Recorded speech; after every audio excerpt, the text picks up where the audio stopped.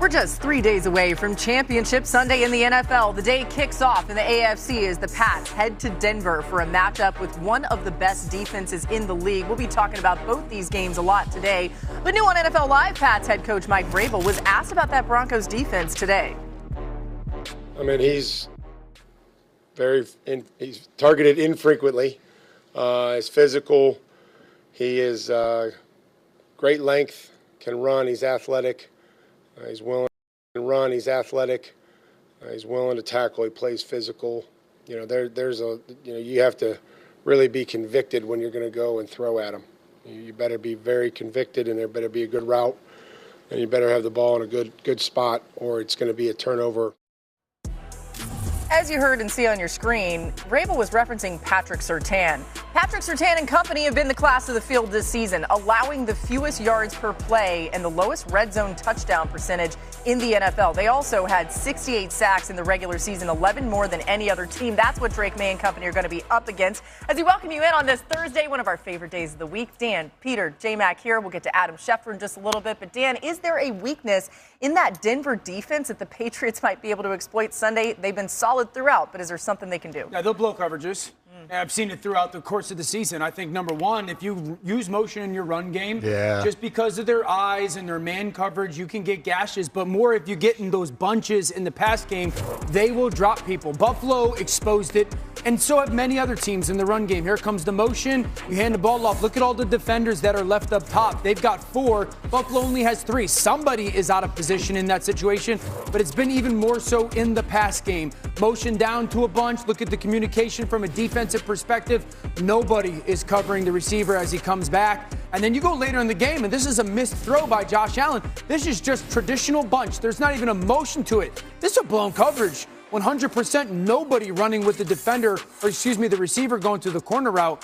But this is something that I have talked about with this Denver defense all season long. You get into motion and you get into bunch sets 2 or 3 times a game, they will blow that coverage. You got to hit it when it's there. So true, and I think watching that game and those examples you just showed, the James Cook run, in the first quarter, they had a very similar run. That was exactly the same in motion. Then that one came later in the game. There was no adjustment to it, the bunch route. You saw one with them coming in motion and come back, they score a touchdown. Then you come right back. So I think that's the level of concern, is that these things have been hurting you throughout the course of the season, and then they're hurting you in the beginning of the game and in the end. You got to get on the sideline and correct those things and have good eyes. There's so much conversation in this game around Jarrett Stidham getting the start, but how about the Pats offense? Peter, is there a spot on that side that has you concerned at all? Yeah, look, you watch SportsCenter in the morning after these 2 games, you're like, oh, wow, what a play to Hunter Henry that Drake Maye made, or the deep pass and the one-handed catch. That was incredible. Drake Maye has fumbled the ball 6 times in 2 games, and 4 of those they've lost, and 4 of them came against the Texans. And that is a real concern. Ball security is real. Now, look, I get it. Khalil Mack and Will Anderson are 2 of the best pass rushers in the league. They're going to get you here and there. Nick Bonito is pretty good, too. And if Will Campbell does not recover on the 3-yard line on one of those last week, we might be talking about the Houston Texans playing in the AFC Championship game. This ball security issue with Drake Maye was not a big deal all season. It has sprung its head up the last 2 weeks. Denver's front is very good, and he's got to protect the ball. It's been something that Patriots fans will tell you. It's kind of a deep breath every time he goes back to pass. Sometimes you get the highlight. The other time it's, why is he fumbling again? Yeah, for Vance Joseph, the Denver Broncos defensive coordinator, you're looking at his offensive line, and you're going to attack the left side of that line, starting with Will Campbell at that left tackle spot. You talked about the 6 fumbles. They also have given up 10 sacks in the 2 playoff games in which they have played. And a lot of it has to do not being able to block on one-on-one situations between the 2 rookies on that side when people are running games. And then also for Will Campbell, you mentioned his name. Nick Bonito has one of the best get-offs in the NFL. Trying to contain him. He had a sack fumble against Josh Allen. That is going to be the thing for the New England Patriots. Drake Maye can be unbelievable. If he doesn't have enough time, it doesn't matter. Josh McDaniels got to help him a little bit more. Absolutely. Help Will Campbell more. We'll talk about exactly how he can do that, because I'm interested in that for sure. It's not that Campbell's not talented. He's just young, right? And this is a tough task. Let's go to Miami next, where the new head coach, Jeff Hafley, and GM John Eric Sullivan, hello, ding, ding, ding. The elevator is ready to go, addressing the media for the first time since being hired. Hafley, a defensive guy, was asked how he planned to rebuild the offense. Listen to this. I need to hire an offensive coordinator. And there's certain core beliefs that I really do believe in like running the ball and being really physical up front. So when they know we're going to run the ball, we're still going to run it well.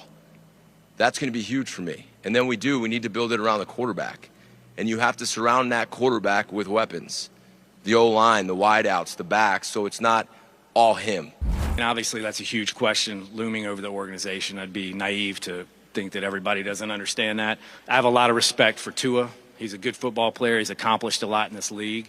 I think whether it's Tua or anybody else, it's unfair and irresponsible for me to sit up here and talk about anything specific before I've talked to the player himself. Quarterback is the most important position in professional sports. You know, I also think it's the most dependent. These guys heard me say this in the interview process. All right, we can't be the only ones that think those two resemble each other. We're going to table that momentarily. But Adam, joining us now, with the head coach and GM now in place who may be related, how should we expect them to handle the quarterback position in Miami?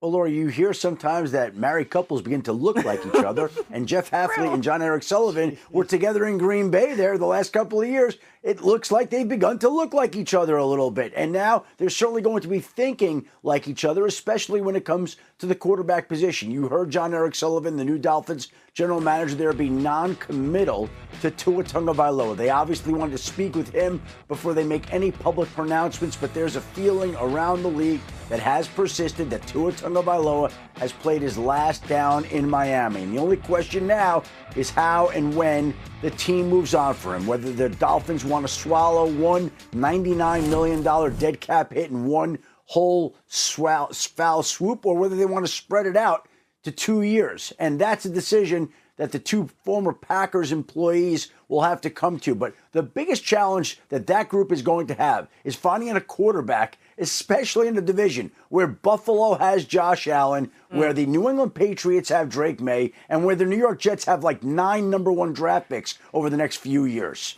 It's not a super quarterback-rich draft either, so not necessarily thinking they'll go there, although we'll keep an eye on that. But the Dolphins' offseason just getting started, you guys. Miami needs to clear $27 million just to reach the 2026 salary cap.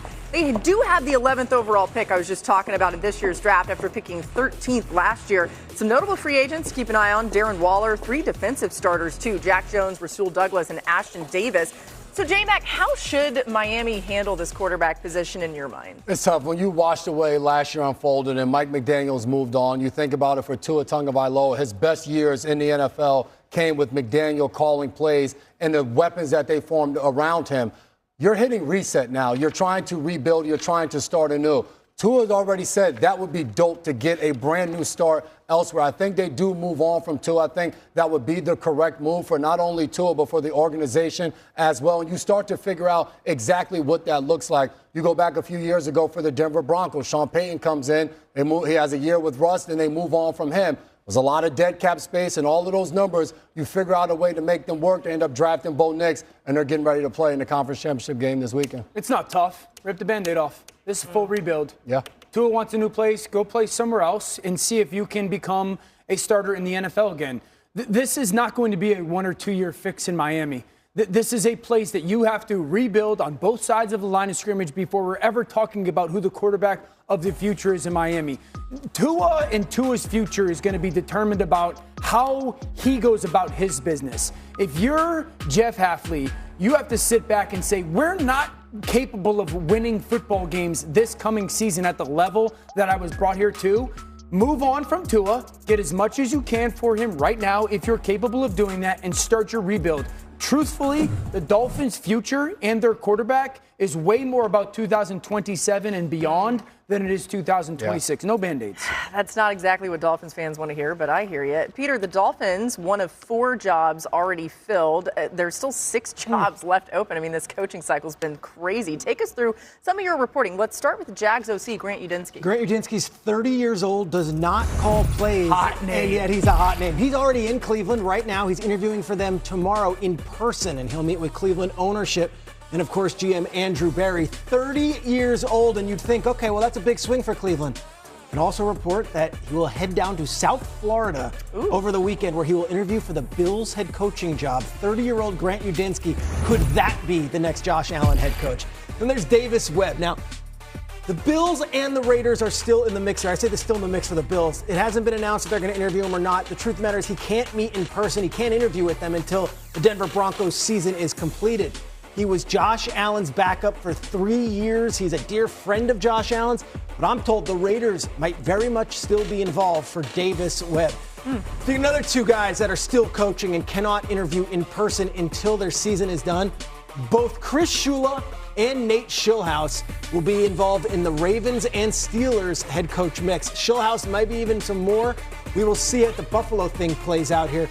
Keep an eye on Shula in Baltimore. Everyone's saying they think Minter to Baltimore. Keep an eye on Shula to Baltimore. Just put that somewhere in your back pocket. Okay. And there's Anthony Weaver. He can interview everywhere he wants. The season's been done since the end of the season, and yet still in the mix to be a defensive coordinator a lot of places. But I could tell you the Steelers had a really good first Zoom meeting with Anthony Weaver. High energy guy, former coach, young, defensive head coach. I'm just putting it out there. I'm not reporting that he's getting the job. Steelers had a very nice meeting with Anthony Weaver. Sign me up for the Weaver Steelers head coaching job. Sign me up. I am a huge Weaver guy. I always see and look at coaches and say, almost like quarterbacks, do you take a bad roster and make them like competent? Or do you take a good roster and give us the chance to win a championship? I think he was a part of a lesser talented roster in Miami. Would agree. They fought every single week and played at a good level.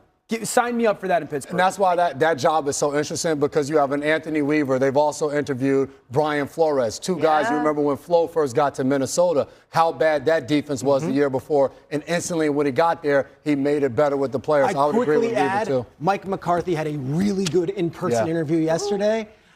We'll see how that goes, but obviously Mike's been out of football for a year. It feels like they're trending toward a defensive head coach there, which is something to keep an eye on with the way that offense has struggled. But we're just getting started on NFL Live. A lot to get to today, and glad you're with us. The Seahawks hosting the Rams in the NFC Championship. Dan and J-Mac go into the touchscreen. They're going to talk about how the Seahawks defense could make or break Seattle's Super Bowl hopes. They call themselves the dark side. Not Dan and J-Mac, but the defense. All right, plus, the